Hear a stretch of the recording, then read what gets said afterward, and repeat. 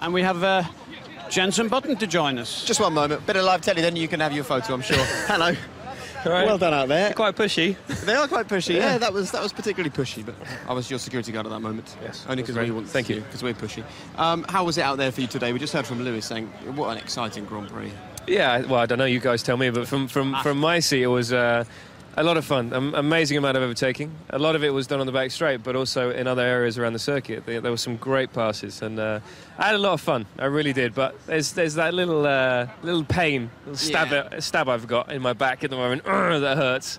You know, that we could have really challenged for a win here. But could you have won without that pit stop problem? We don't know. I mean, you know, we've had such great pit stops, and the first two pit stops were extremely quick.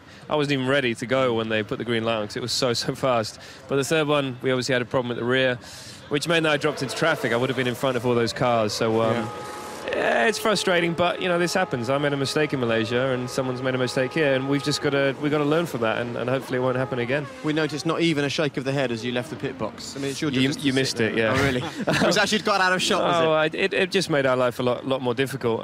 But it did mean that I could have a good pass on Sebastian, which was quite a lot of fun into the hairpin. Yeah, should we have a look at that as well, Eddie? I was going to ask him that. How pleasing was that, I want to know? It was, because I couldn't use... DRS wasn't enough to overtake. I couldn't get close enough, so it was a pretty late move into the hairpin. But he was looking in his mirrors. He knew how much to push it. And, did he squeeze you? Not really. I mean, he understood that I was coming.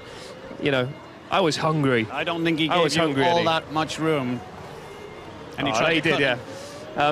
But you know, this race for me is what Formula One's all about. Yeah. You know, amazing overtakes. You got 4 world champions fighting together there, chasing down Nico, the guy that's just winning his first Grand Prix. You know, it's Formula One's in such a good place right now, and the first 2 races of the year have been exceptional, and this one is above that. So hopefully we can continue like this. A few people that I saw on Twitter were saying, "Oh, it's so easy overtaking down into that hairpin." Right, just put the viewers of this programme in the cockpit and explain actually how easy or otherwise it is. Well, first of all, to actually get the DRS is unbelievably difficult. You know, we have to think about where to use the curves to actually get the DRS, which is we get a little beep in our ear and it tells us that we have it for the back straight. Right. But to actually get that, most of the time you have to use all your curves up.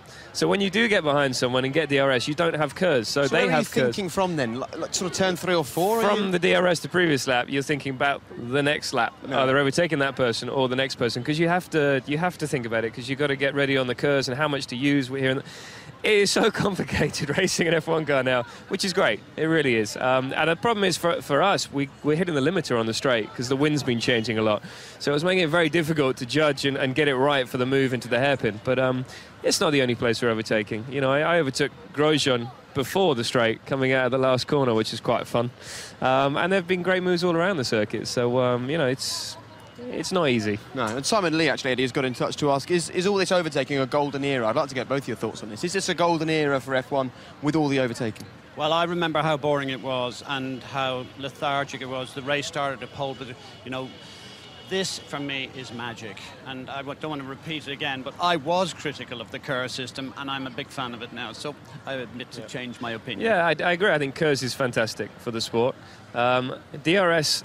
it actually does make it more difficult sometimes. If you've got a train of 8 cars and they're all using DRS and the guy at the front can't overtake the guy that's not using DRS, you all just sit behind on the straights and you all run into the limiter because you're all doing such high speed. So a lot of the time we can't use that area because there's so many people in the DRS zone, so we have to find other places, other means of overtaking, and that's when it gets fun. And plenty of chat about the way that both yours and Lewis's races unfolded. How aware are you of what's happening in his race? Yeah, I know. I mean, he pitted earlier than me in the first stint, which is always a worry.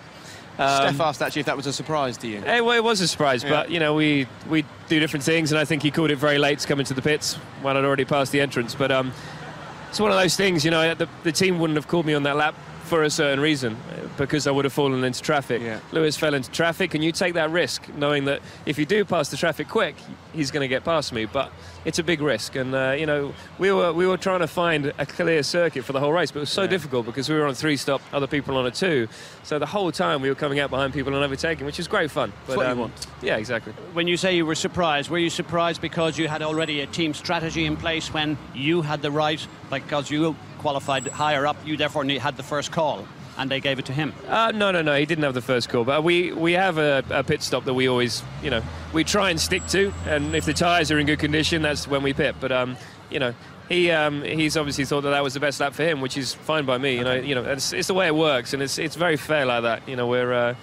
We work in a very good way. Have you got time for a couple of really quick Twitter questions from your fans? Ria Noon, can you ask Jenson how confident he is for the season now? Very. I think we've got some good competition out there. The Mercedes look very quick.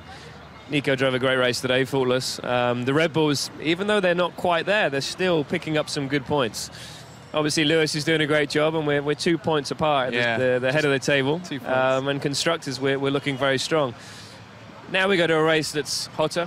It should suit us a little bit more, so hopefully we can bag some more big points before we head back to Europe. OK, and Sam Green, could you ask Jenson if he's tired after his triathlon the other day? Congratulations, by the way, impressive finish in the tri. Thank you. No, I'm not tired now, I've had a couple of weeks to sort myself out, but those sort of things really really helps me focus on racing, because I'm never going to go through that pain in a Formula 1 car that I put myself through. So I come here feeling a lot more refreshed, and also mentally stronger coming into an F1 race. Great. Shall I ignore that one? Yeah. No, you can if you want to. Give JB a big kiss from me. Not a big one, but well done. Oh, thank you. Cheek to cheek. That's nice. Look, well done. I'm blushing. I'm blushing too.